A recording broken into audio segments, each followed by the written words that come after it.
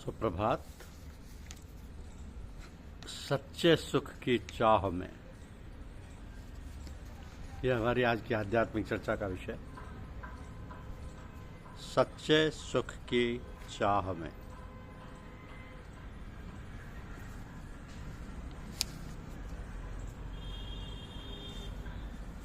ये जो इंद्रिय तथा विषयों के संयोग से उत्पन्न होने वाले सब भोग हैं,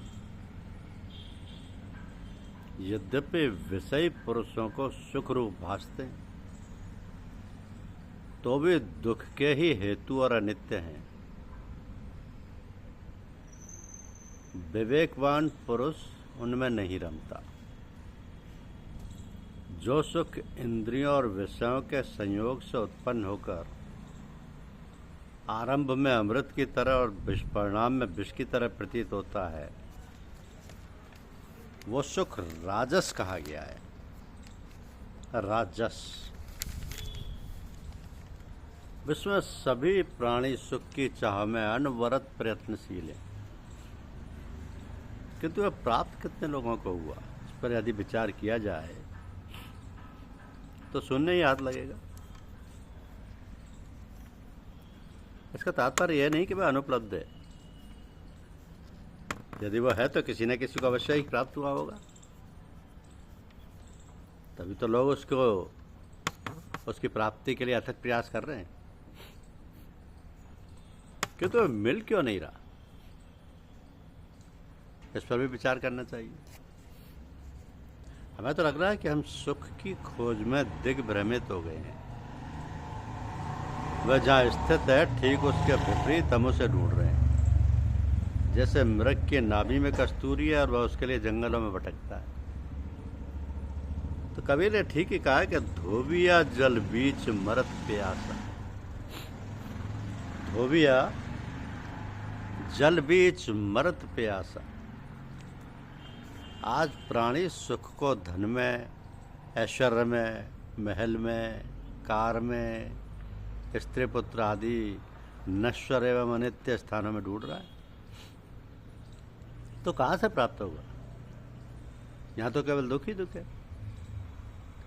सुख तो केवल उस परम पिता के सानिध्य में है जिसे हम बिल्कुल भुला बैठे हैं, जो आनंद सिंधु सुख राशि है। वहाँ जाने का प्रयास हम कहाँ कर रहे हैं? तो फिर आप ही बताइए वो कैसे मिलेगा। आज इस वैज्ञानिक युग में सुख की चाह में चंद्रलोक तक की यात्रा हो रही है। अंतरिक्ष से लेकर भूमंडलीकरण तक हर जगह सुख की तलाश जारी है, परंतु मिलना कठिन ही नहीं, असंभव है। कारण कि वहां उन जगहों में जहां सुख ढूंढा जा रहा वहां है ही नहीं। पीछे मुड़कर कोई देखने का प्रयत्न ही नहीं कर रहा है। जिस वस्तु के लिए मैं बढ़ रहा हूं, वस्तु तो मार्ग सही है गलत, एक होड़ सी लगी हुई है। जिस सुख के लिए वह मिलता कहाँ है, बल्कि उसके बदले में तो दुख प्राप्त हो रहा है। फिर भी हम सोच विचार कर नहीं रहे। क्यों? जरा इस पागलपन पर भी तो ध्यान दीजिए कि धनिकों की देखा देखी समाज में प्रशंसा पाने का विलक्षण मोह जाग उठा है, जिसके कारण जीवन में व्यर्थ की आवश्यकताएं बढ़ गई हैं। खान पान, कपड़े लत्ते, जूते चप्पल, तेल साबुन, मोटर, विमान, सिनेमा, टीवी, उच्च श्रेणियों में रेल यात्रा, क्लब पार्टी, बढ़िया मकान, पल पल में छाया चित्र लेने की प्रवृत्ति, उच्च स्तर का रहन सहन आदि की मानव होड़ सी लगी हुई। अब धनिकों में तो परस्पर प्रतियोगिता है ही। गरीब और असमर्थ लोग भी इसी चक्कर में पड़े। इससे सुख के बदले इतना दुख बढ़ गया है जिसकी कोई सीमा नहीं, और वह भी बढ़ता ही जा रहा है। फलतः चोरी, डकैती, लूट पाट, हत्या आदि इसी वजह से बढ़ रहे हैं। कुछ लोग मानते हैं कि समाज में विलासिता की वृद्धि अथवा उच्च स्तर का जीवन धन वृद्धि का लक्षण है। उच्च स्तर का जीवन धन वृद्धि का लक्षण है, पर वास्तव में ऐसी बात नहीं है। धन कहाँ बढ़ा है? बढ़ा है आडंबर, बढ़ी है सादगी में शर्म, बढ़ा है अनाचार, अत्याचार, कदाचार, बढ़िया उच्छृंखलता, बढ़िया अविवेकशीलता, स्वेच्छाचारिता। पहले जो धन सर्वसाधारण के लिए खर्च होता था वह व्यक्तिगत भोगविलास में खर्च हो रहा है।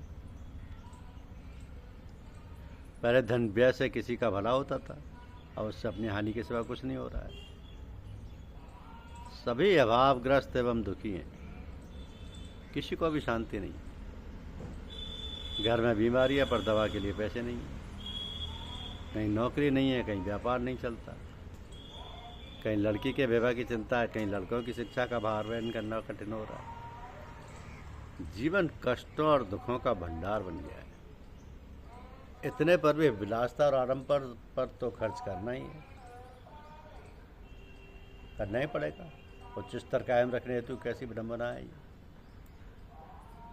तब प्रश्न उठता है कि सुख है कहाँ।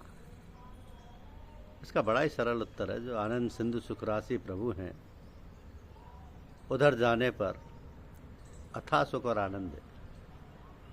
इसे प्राप्त करने के लिए ममता और अहंता का त्याग करना होगा।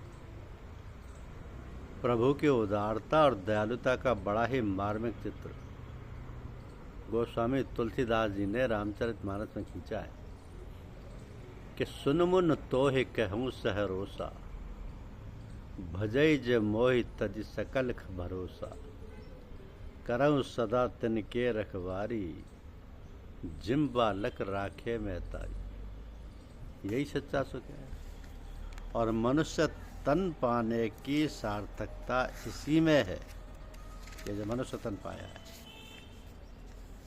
आपने एक माँ को बच्चे को सुलाते हुए देखा होगा, उसको लोरी देती हुई, घुटने पर लिटाकर, हिला हिलाकर, पालने में लिटाकर उसे लाती हुई खुद भी सो जाती है।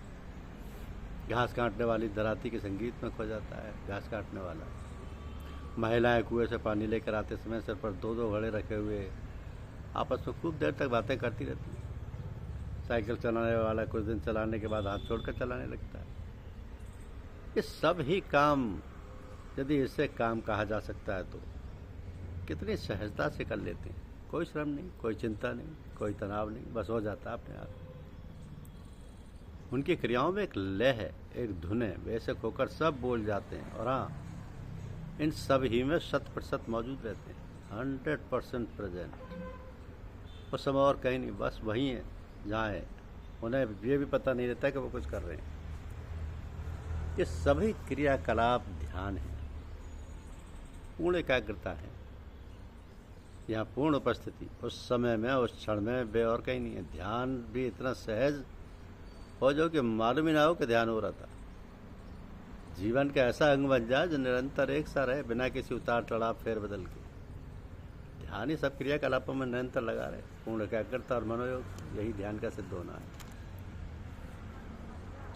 इस तरह ध्यान के दो पहलू हैं। एक है निश्चित समय पर आसन द्वारा ध्यान करना, दूसरा सभी क्रियाओं में, सांसारिक क्रियाओं में ध्यान की एकाग्रता बनाए रखना। पहले प्रकार की अपनी साधना में स्थान, समय और आसन निश्चित करके बैठें। बिल्कुल शरीर को ढीला छोड़ दें, पूर्णतया रिलैक्स। फिर अपनी चेतना को अंतर में मोड़ कर देखें कि मन की क्या हालत है, कहाँ जा रहा है, उसे जाने दें। बस जैसा बताया गया है बैठें बिना किसी पूर्वाग्रह के। और यदि ध्यान में गहरे उतर गए, शरीर और मन से संबंध टूट गया, तो फिर अन्य सभी क्रियाकलापों में लगे रहने पर भी वही संबंध बनाए रहें या तोड़े रहें। यानी कि आप शरीर और मन नहीं है। ध्यान की उस अवस्था को जीवन में उतारने, पहले आप ध्यान की गहराई में जाकर शरीर और मन से अलग हुए थे, अब पूर्ण हो सवास में लगे। अब वो हालत आपके जीवन का अंग बन गई। अब आपको कुछ भी विचलित नहीं करता, अब आप आत्म उपस्थित हैं। तो ध्यान के यही हालत सहज हो गया, ध्यान स्वाभाविक हो गया, उसे करने का भाव विलुप्त हो गया। ध्येय, ध्याता और ध्यान तीनों ही नहीं रहे, मन आत्मा में लीन हो गया। ध्यान सहज हो गया, या कहिए कि ध्यान में ध्यान हो गया। जब दिल को नींद आ जाती है और रूह भी गाफिल होती है, तो मैं ही अकेला होता हूँ और यार की महफिल होती है। धन्यवाद।